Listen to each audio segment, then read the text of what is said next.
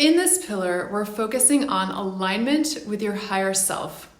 Since the higher self is the eternal part of you, the consciousness or awareness that observes the mind, body, and emotions, the higher self acts as our inner compass and can provide us the guidance that we need to grow as human beings and fulfill our soul's purpose in this lifetime. For many of us in leadership positions, we're used to using our minds as our primary tool. The mind is an amazing tool, but it is not the center of who we are.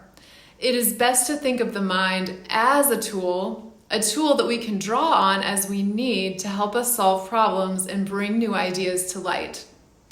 As leaders and as human beings, we are trained to be thinkers and doers. We often judge ourselves and others by how much we're doing. We're trained to think of busyness as a virtue and as productivity as how many items on our to-do list we can cross off in a day. We live at such a fast pace that we may not be accustomed to listening for our higher self or even stopping to ask our higher self for wisdom. Our higher self essentially is the coherence and intersection of our mind, body, and spirit when we come into the greatest point of balance and we're able to align with the higher purpose that we have in this life. How do we come into alignment with our higher self? To do so, we come back to the idea of ourselves as energy beings.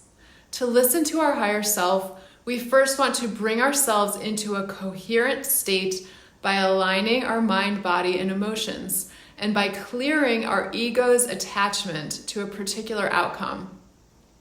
As we'll discuss in the weekly challenge, one way of balancing energy is to actually focus on our energy on a daily basis and do some simple exercises to align the energies of our bodies, minds, and emotions so that we can be more receptive to the higher self.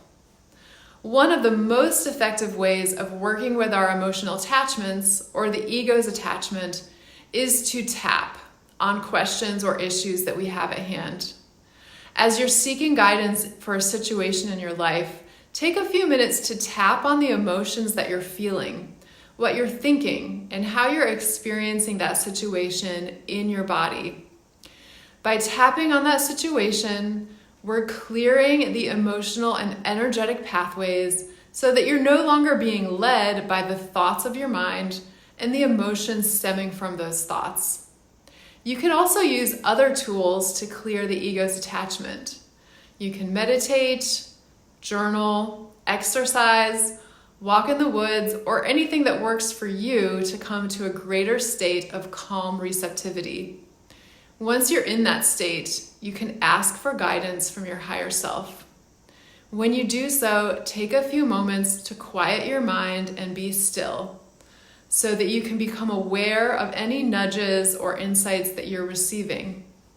Continue in a meditative state, whether that's walking, journaling, tapping, listening to music, or some other activity that keeps you relaxed and calm. Be assured that your higher self has heard the question and will provide you the insight at the right time, as long as you're open to hearing it. Rather than worrying about the situation, use your energy tools like tapping to clear the worry and allow the insights to come at the most appropriate time. And when you do act, do so with the intention of acting for your highest good and the highest good of all those involved in the situation. Try this practice, and I look forward to hearing your experience.